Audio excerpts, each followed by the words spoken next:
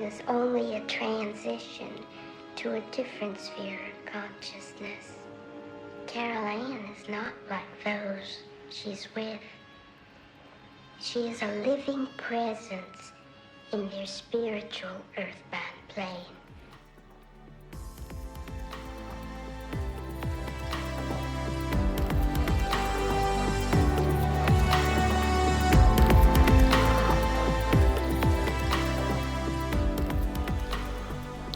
Hello and welcome to episode 39 of the Talking to the Dead podcast.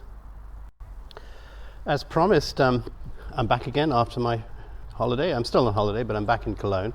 And I wanted to do something again slightly different from 2 weeks ago, where I was visiting the Liskirchen church, which is probably just about the oldest church in Cologne at 1300 years old, which just about makes it one of the oldest churches around anyway. And I had such a good feeling when I was there that I decided to visit a graveyard. Now, I'm visiting a graveyard in Cologne. It's called the Geusenfriedhof, and people have been buried here since, I think, about 1569, but I'll put a link in the description so you can look it up. I'm standing here at this altar stone, which has been put in the middle.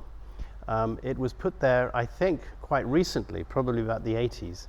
And it is a 60s architectural piece of work. It was an old altar stone from an old church. I'm not sure what happened to the church, but they put the altar stone here very dramatically right in the middle of the Friedhof, or cemetery. And they've put a metal lid on top of where they used to baptize babies. And the stone itself, as you'll see in the picture, is very covered in moss. But I came here very recently because as I've mentioned to you before, I've had a couple of issues with my kids who both have anorexia, and they're attending, one of them now is at a clinic here, the Uni Clinic in Cologne, and it's right next door, this ancient graveyard. I won't go on about the history too much, other than it's an evangelical graveyard, and it was built mainly because in the old days Catholics wouldn't allow evangelicals to be buried anywhere near the town. So this part, which now is really the center of town, but in the 14th century, I should say the 16th century, I should say, was probably the nearest you could say to being out of town. Most of these graves date from about the 1500s and 1600s, and a lot of them actually have been dating from about the 1800s, because I think some people were buried here later on, but there's nobody being buried here anymore. These are all very, very old souls. And I came and sat here quite often when I was feeling a bit pensive, or sometimes I came here with my family while we were visiting one of my daughters. And it is really the most beautiful place, and I encourage you to come and see it. Now, you might say, why are you visiting a graveyard? Because some people would say, that's particularly spooky, isn't it? Well, as we have found out in the Talking to the Dead podcast, there is nothing at all spooky about dead people, and there's nothing spooky about people who have died. I get nothing but, as usual, a wonderful warm sense of tingliness here. I'm standing here and I just feel this tinglingness, this glow. It's the most wonderful feeling. I know that there are so many pieces of soul energy here. So many people have been buried here or visit here or still visit here. There's so much love that's been here, and I'm sure there's been other emotions, but I don't feel anything but love and warmth, and I feel very welcome here. I wasn't at all apprehensive. I'm not doing anything that's disrespectful. I would treat everyone here, as Titan has said to me, as if they're living people, and as if you were meeting somebody for the first time, or in the internet for the first time. So there we are, and what I thought I would do is just to stand here for a while and see if anybody wanted to come through. But actually, while I was saying that, immediately I got this feeling, and I'll go over to the grave. I'm walking now towards the grave behind me, and this is a more recent one. It's from Wilhelmine Caroline Spillner, and she was Geboren Müller, and she died on the 2nd of April 1797, and she was born, there's another person here with her, And that's, let me see here, Den, it just says Den at 72. He died on the 12th of March 1820. So that's quite a recent one. And yes, I got a very strong feeling that they wanted me to come over and say hi. So hello, I'm here. Right next door, we've got so many beautiful old tombstones. They really look like the Rosetta Stone or something. They are completely faded. You can hardly read any of it because I'm sure it was all hand chiseled long ago. I can't read anything on that one. And I got another one here. This looks to me like 1616. Wow, that's really, really old. I've got another one right in front of me, and it's just a simple headstone, and it's just in front of a tree which has about 5 or 6 headstones underneath it, and it's got IC and CH and then 1726. And underneath the tree, as I walk towards it, and the trees are beautiful, they've got these red berries and they're dropping them all over the stones, and they're sort of like wild strawberries around here. I can't really see much, it's very, very dark underneath that stone. And then there's another obelisk here, more graves. Let me see if we walk further down here. This one is, this person clearly has died on the 8th of November. His name was Christianis Hengens, and it looks like he died 1710. And it's got a very beautiful headstone. It's got a couple of birds, 3 birds in a shield, and then on the right another shield with a man which looks like he's got a Roman helmet on or something. They're very elaborate, a lot of these graves. They have a lot of coats of arms, so I would imagine a lot of people who were buried here were probably these Protestants. I think they were Huguenots, a lot of them, who came from Holland, from what I read on Wikipedia, escaping tyranny. Only to find, of course, once they got to what was Germany but not Germany then, they reached quite a lot of problems as well, and they had a lot of persecution from the Catholics. And I believe it wasn't until Napoleon took over this part of the world, Napoleon Bonaparte, that they were given some form of religious freedom and they could practice their religion in peace. And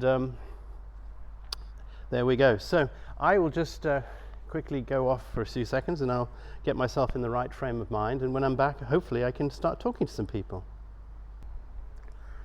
The first person who popped in, apart from the one standing behind me, maybe I should talk about them, which is I'm not sure it is them, but I'm being drawn towards that first stone that I was talking about, the more recent one, and I'm most definitely getting the image of a lady.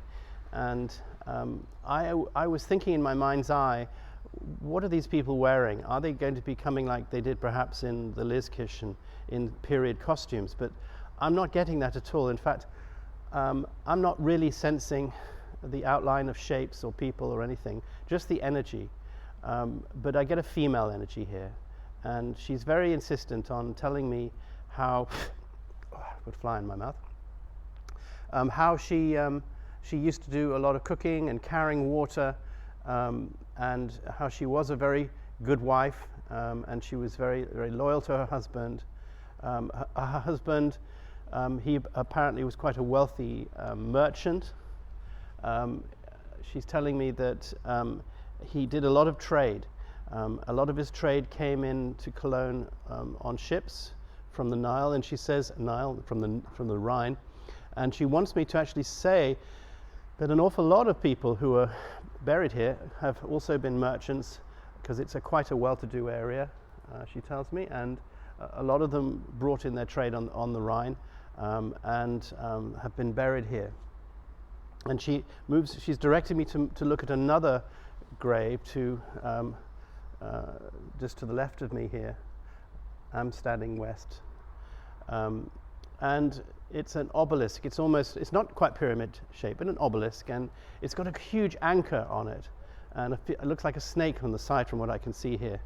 And I do get that very strong images of ships with sails, old-fashioned ships sailing up and down the Rhine, and all the goods being loaded and unloaded, and the people who obviously used to run those businesses or even sail those ships, it was a very important method of transport as well as bringing in all the essential supplies to the great city of Cologne. And I'm being given that message. Another feeling that I just had was I saw an old man, very hunched over, almost as if he was trying to kiss his feet. He was so hunched over. And I had a sense that there's someone here who wanted to speak to me, and I think he was a doctor, which wouldn't surprise me. And he's telling me that he's more recent. He's been here probably in the 1900s. He's also here. He's actually telling me that, in fact, that he's not buried here. He's not buried here at all. He says that that's something he'd like to actually talk about. He said there is a great hospital here that's been here since Roman times, the Uni Clinic of Cologne, or the Cologne University Clinic.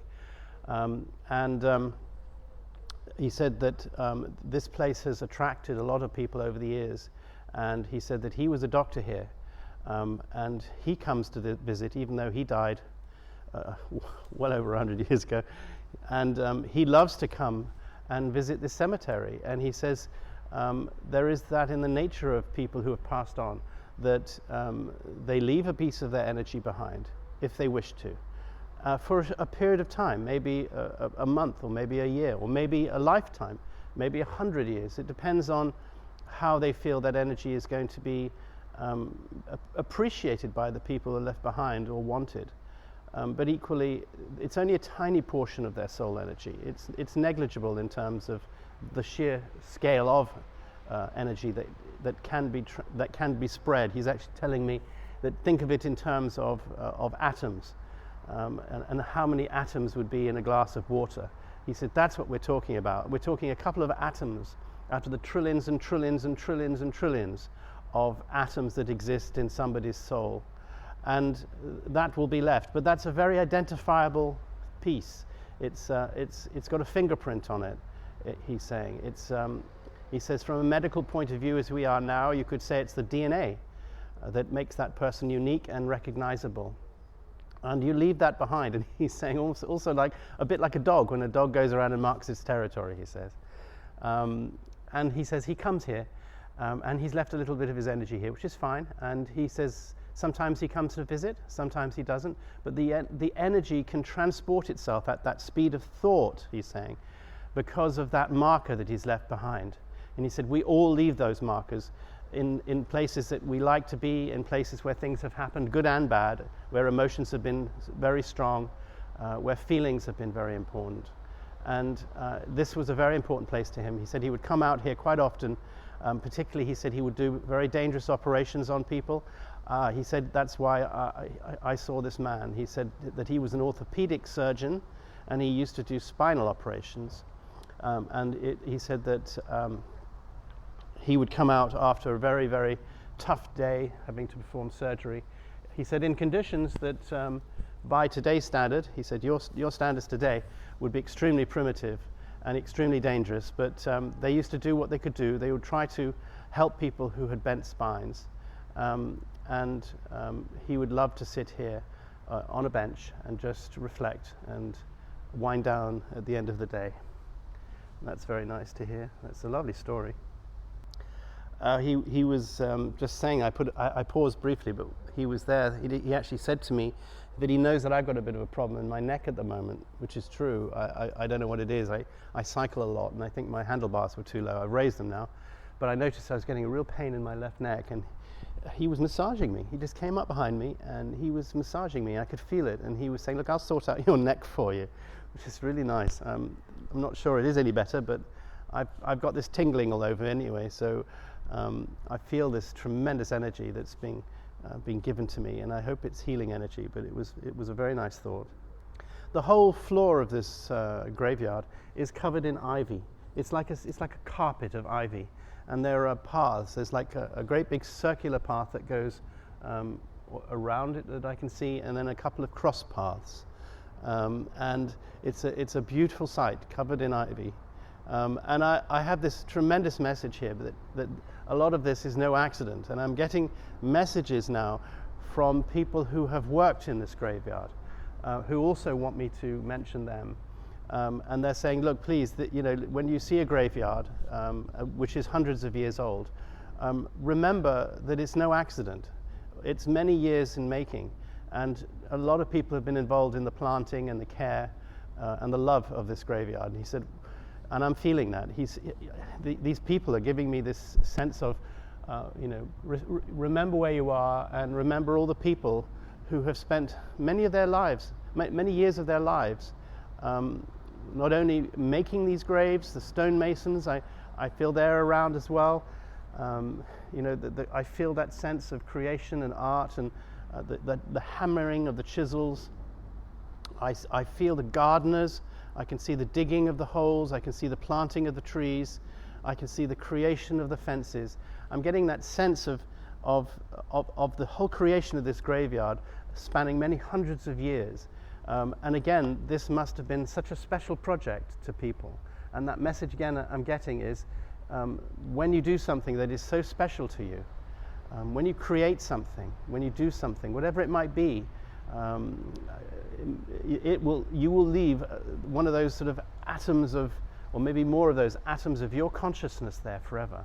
And that is a forever link, or as long as you wish it to be, between you and that place. And even when you've passed on, and probably more importantly when you've passed on, that becomes a reference point, and it becomes a conduit that allows you to go backwards and forwards from wherever dimension you're living to these particular places of happiness. And those places of happiness will never go from your consciousness, and that's, I'm being told, is what I pick up. That is what I pick up. I pick up these little tiny pieces of consciousness that have been left behind with memories, but also associated not just to the memory of the person. But I'm being told that's because I'm, in this graveyard, I'm not seeing people per se. I thought a hunched man, but it's more an atmosphere. It's more, it's far more of a feeling of the energy around me, not the actual people anymore. But it's individual energy, and I can't honestly say that I'm seeing different colors or anything as easy as that. It's just, it's almost like overlapping, hazy, translucent things that move around, and they're not very well defined, but they're all there, and they are all part of the energy that I'm feeling. I'm being drawn now to a stone to my right, which would be kind of to the west, kind of yes, and it's a sort of an obelisk again, and this one looks incredibly Masonic to me. I'll go and take my computer over there so I can actually talk about it in a bit more detail. This one definitely, it's like an American banknote. It's got that triangle. It's got the all-seeing eye on it, and the eye, it looks like it's even been recently, or maybe 100 years ago, painted again, because it seems to be red. And the obelisk is most definitely something which you would expect to see on something Masonic. That's a very unusual thing to see in a place like this, but obviously I suppose the history of Freemasonry is very old as well. So I can only imagine that this person was connected to Freemasonry or some sort of secret society. I can't actually, no, I am getting the message now. And it's obviously been relayed here at one point because there is a lead base that's sitting on, but I can't read this for the life of me, so I don't know who this is. But I'm getting a message that this is a scientist, and he was buried here, and he was using that symbol as a sort of metaphysical symbol, but equally a representation of science and knowledge, which is interesting. I wish I could tell you more and who this person is. Yeah. But again, I don't feel that he's particularly spooky or anything. Now I'm looking at a grave just to the right of that on the ground. It's completely flat on the ground. Again, I can't read anything because it's so washed away, so old, but it's got beautiful shields on it with various images, maybe even looks like fish. and this stone is actually broken at the edge. And quite a few of the stones are broken at the edge. And I'm getting the feeling now that there's a description here. Yes, I'm being told that there was, at various points in this graveyard's history, there was retribution going on. Probably at the time that there was a big fight between the Catholics and the Protestants, and you're talking about the 15th, 16th century. And in the early days, there was tremendous restrictions on the burial of Protestants, and I'm getting this sense I can feel people vandalizing these graves and us trying to smash them up out of deliberate anger and revenge, religious intolerance. I get that feeling. I also get a sense of bombing as well. I suppose that did come through before, actually, once when I was sitting here, that I wonder, this place must have been bombed during the war, because Cologne was virtually flattened, as I think I mentioned when I was at the Leerskirchen. That church was mercifully saved, although its roof was destroyed. But there is a sense here too that bombs did drop in this cemetery and things were damaged. But I think most of the damage to these stones is not only age, but equally vandalism done deliberately because of religious intolerance, which is very sad.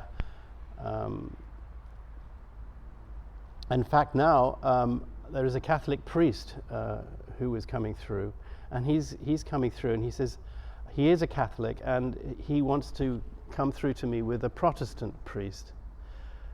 I can see suddenly the sun is coming through, because it's a very overcast day here, and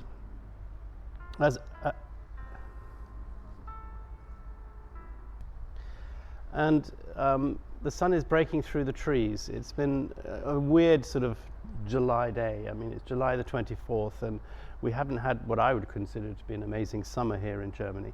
But the sun does come through periodically, and then periodically you get either heavy rain or splatterings of rain. But now, as I'm facing upwards again, I do get a tremendous sense of the light filtering through the trees. And the light filtered in the tree in a particular place that I was looking at. And it's kind of almost to the, if I look at my compass, it's at about 180 degrees from where I'm standing, so almost south of where I'm standing. And I got that sense that they're coming towards me, and there is a path they're walking towards me here, towards this altar. Where I am standing, and I think they want me to feel that they're coming to this altar. Okay, they tell me that they are now here in front of the altar with me. They say that they like to stand here, and they have quite often religious services here still for any of the souls who wish to come back, or any of the energy that is interested. They still celebrate because they have such faith, and it's left such an indelible amount of energy, just the power of faith and the power of faith. They're saying the Protestant one is saying to me, please don't feel that we're angry with the Catholics. We're not, and I feel that there's a sense of agreement with the Catholic priest here. They're both giving me this tremendous feeling of love and togetherness. And explanation rather than regret as to how things were, and how I'm getting the word crazy things were. It was a time where differences of religion were so important. It still happens now, I suppose, but in those days this was so serious, and we haven't in the West or in Europe seen anything quite like this, where you really had to hide or move to a different country to avoid persecution. Although I know it happened in Great Britain with Ireland, as recently as the 80s, where the Catholics and the Protestants were fighting. But they're saying to me, it's always about something more. It's not about the peace and love of God and the message of the Bible or any of that, they're saying to me. again, it's always how religion is used by people for power and influence. And religion gets sucked into that, and it gets misused by very irreligious men, they're saying. So please, you must never think that this persecution that was going on was something that was part of a religion. It was part of a religion only as far as it was religion being used. Its name was being used to do awful things. And they wanted to show me this togetherness, just to give me that sense. And I really do get that sense, because I can see, again, from where they walked, there's the beautiful sunshine coming through the leaves, and it's just resting on a few gravestones and leaving shadows of the trees and the leaves on the ground. And there is that message there, that there is tremendous light and there's tremendous hope. But don't forget, there was equally a lot of suffering. And in those days, a lot of people had to leave their homes and their livelihoods to get some sense of peace and be able to live without being killed. I'm even getting a sense of that there were executions, maybe not so far from here. People were actually burned alive not far from here, I get that feeling. But no more. This isn't happening in this country anymore. But I'm being asked to mention this intolerance that does still exist. It exists in countries throughout the Middle East. People are being persecuted, people are being burned, people are being executed in the most horrifying of ways for their faith, or for their differences, or for their beliefs, or for their sexuality. And the message is, please, although you may not be able to stop this from happening, you must never feel that it has got anything to do with religion at all. It's the evil men who use religion as an excuse to get support and to follow through with their evil deeds. Another person came through, and he said he was the Birdman. He wanted me to see what he was doing, and I'm thinking, what is a Birdman? And he's showing me birds, like pigeons, I suppose. And he used to use these pigeons for messaging. He said they were so important in the old days. That was how you could get a message around. He said very near here there was one of the places where the pigeons would come and the messages would be relayed. And the person who used to look after these pigeons is buried in this graveyard somewhere. And his spirit is here, and he wants me to remind everyone the importance of his work in his lifetime. Much forgotten now, but he said it was very important, and he just wanted to, it's funny, it's almost like they're just wanting to get their little word in, just to remind, here I am, please tell your audience, don't forget us, because we had certain skills. I'm being drawn over now to right in front of me, so that's the west, right in front of my altar, and it's in front of a tree that seems to have lost all its leaves, and it's got some ivy running up it. It's obviously been cut back. Maybe it's going to be chopped down at some point, but right in front of it is this wonderful grave, and I'm being drawn to it, and I would like to go to it. So hold on a second. I'm back again. Something strange happened. I did go over to that grave, and very inexplicably, I recorded absolutely nothing, and I just got back to the main stone, and I realized that I had 5 minutes of nothing recorded, which is very odd, because I did most definitely push the record button. So I'll have to repeat from the stone now exactly what happened to me when I went over there. I know this grave, and it's a guy called Adolf Tornius, and I think it's probably the most famous grave in this graveyard. He's a scientist, and he discovered what I think is called non-Euclidean geometry. I know that because I looked it up on Wikipedia last weekend. Beyond that, I don't know anything else, apart from the fact that we still use that type of geometry. And in fact, something I did read was that a discovery like that has such importance even now, and it's something that will be used in the future as well. And that's kind of where I was, and then I came back. But now I'm back and I'm looking at it. The message is becoming clear, and I don't know if this is coming from Adolf Tornius himself, but the message is really strong, and it's saying to me how a discovery that was made, in the 1700s in geometry is still being used now, and it'll be used in the future, because the discoveries that come from things are not always readily apparent at the time. And he's actually saying that a discovery that he made within his geometry will enable us in the future to transcend time and space. He's saying it'll be almost it'll be used in a way for us to be able to understand how we can, and he's using these words, and I don't know if it's right, and it could be just me interpreting it, but almost curving space, being able to cross limitless distances using the geometry techniques that he founded or discovered. And he says, so please tell your audience that although science may be dead, and there are a lot of scientists and mathematicians buried in this cemetery, he's saying, don't forget that what we discovered, didn't invent, we discovered, is going to be applied in human ways still for hundreds of years to come and reap benefits. And that's the message he wants to give to me, is don't write off old scientists. So it's about 12:48 in the afternoon, and I've been left alone in this wonderful graveyard. Nobody's come in.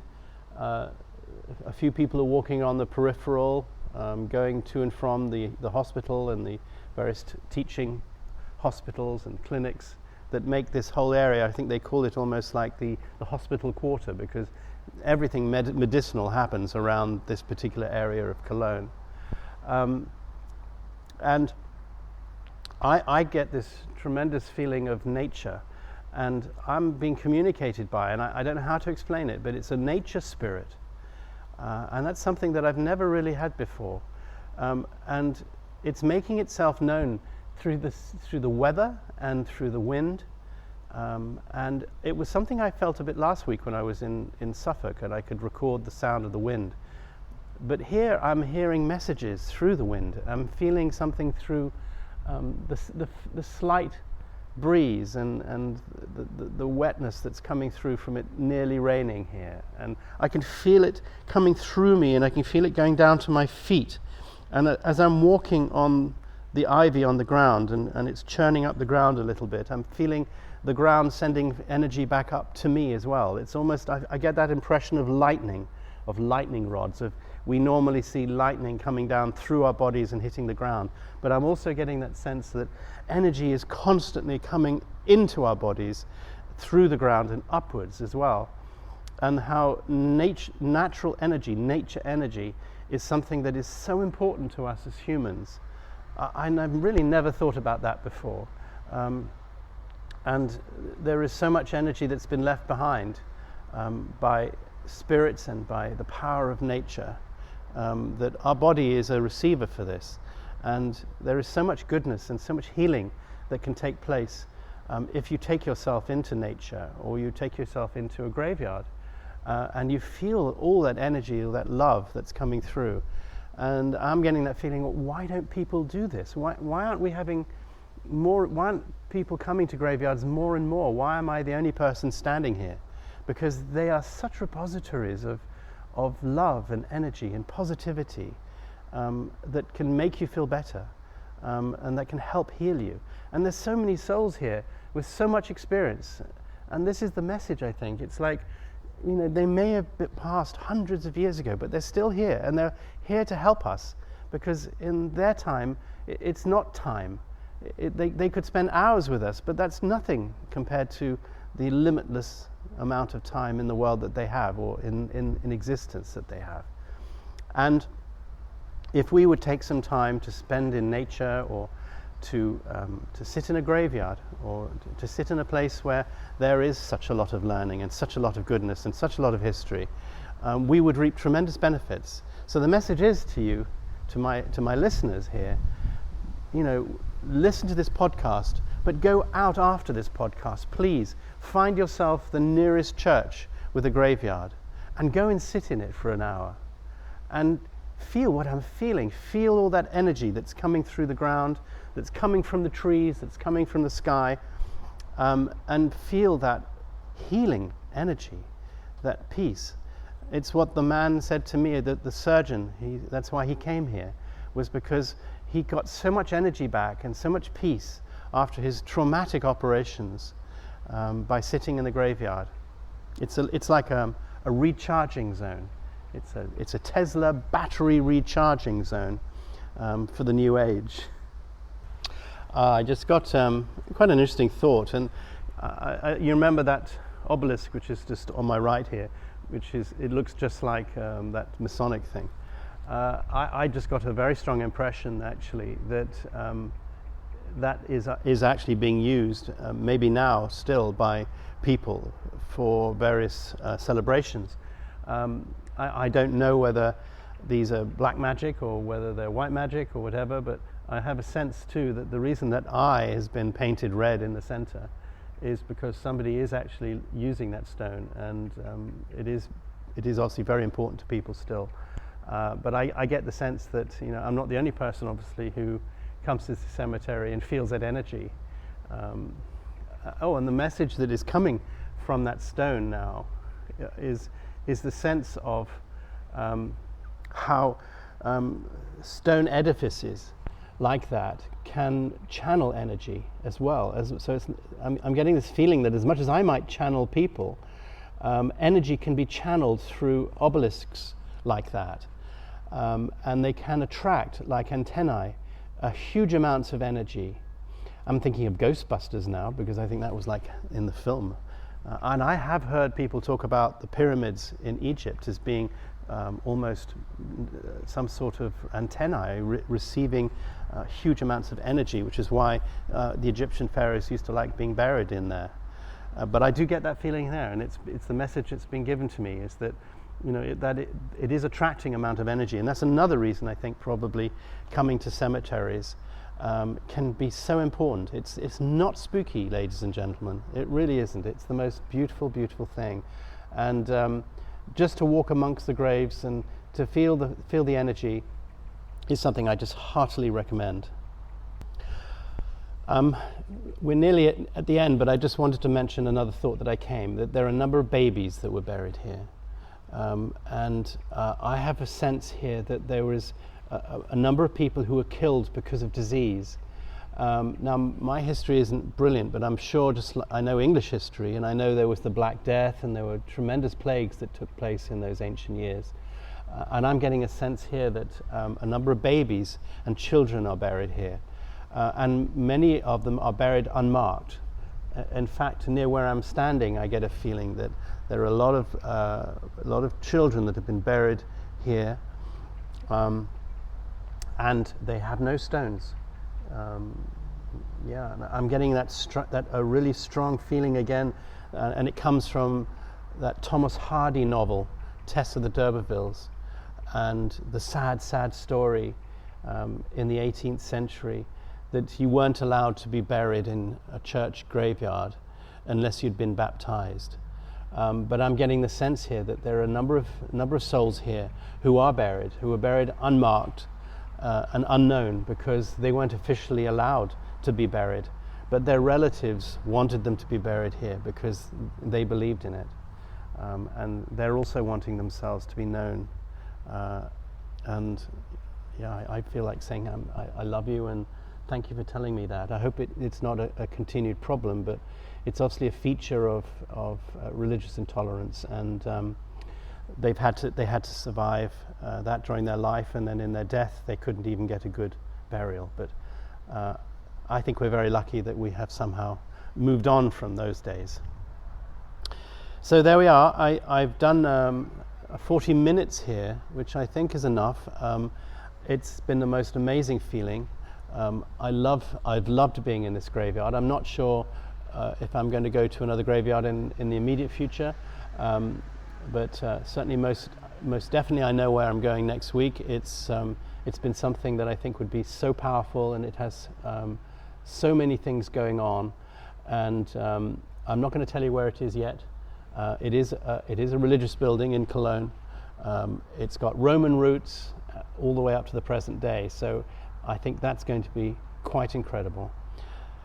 All right, well, I hope you've enjoyed this as much as I've enjoyed being here. I'm going to end because the weather spirits are certainly passing on their message to me. I think the heavens are going to open and I'm going to get absolutely soaked, and I want to get back home before that happens. So thank you very much, and speak to you next week.